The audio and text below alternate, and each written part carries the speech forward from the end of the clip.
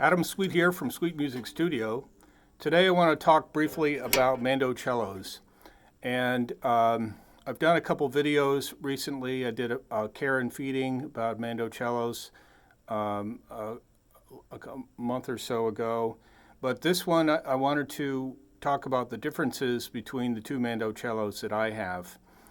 First is this Mandocello here. It was made in China, and the inlay work was done in Vietnam. Vietnam is famous for its beautiful shell work and artistry, and you can see here they spared no expense with the beautiful inlay work that they did on this instrument. The inlay is all mother of pearl. This instrument is made with laminated wood, laminated plywood, I believe back and sides, and a spruce top. I bought this instrument off of eBay, gosh, maybe 10 years ago, and it's been loaned out to various players over the years who've played in the mandolin orchestra here in Granby. And I played it myself for several months before upgrading to a better quality instrument. I'll play it for you so you can hear what it sounds like.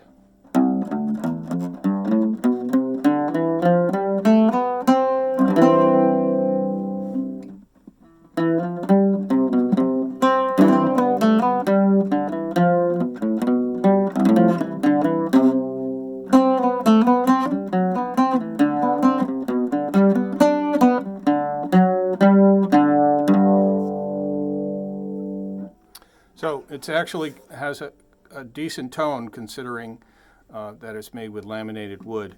I don't really like the bridge. It's one of those El Cheapo, Chinese adjustable bridges, but it works. I mean, beggars can't be choosers, right?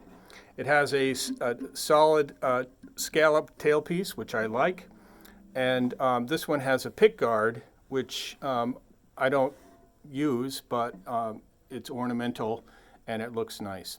Anyway, this one is for sale. If you go to my website at sweetmusicstudio.net, you can contact me through email or by texting me and make me an offer.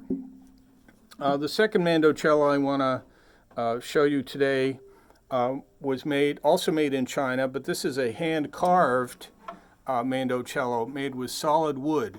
This is a spruce top, maple back and sides. As you can see, it has beautiful flaming of the maple back and sides. Also the neck position, there you go.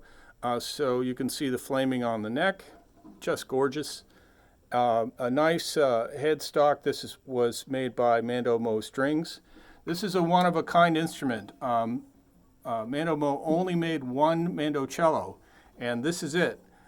So it's very expensive, but if you are interested in finding more information about it and possibly like to come and play it, contact me through the website, and we'll set up a time for you to come in and try it out.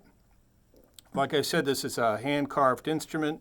The scroll is quite massive and makes the instrument very heavy, a lot heavier than the other instrument.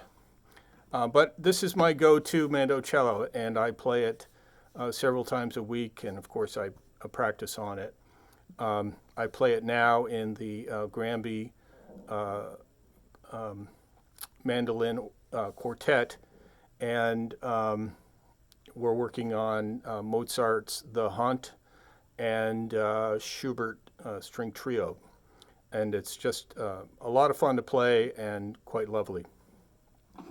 So I'll play a little bit of something for you so you can hear what it sounds like.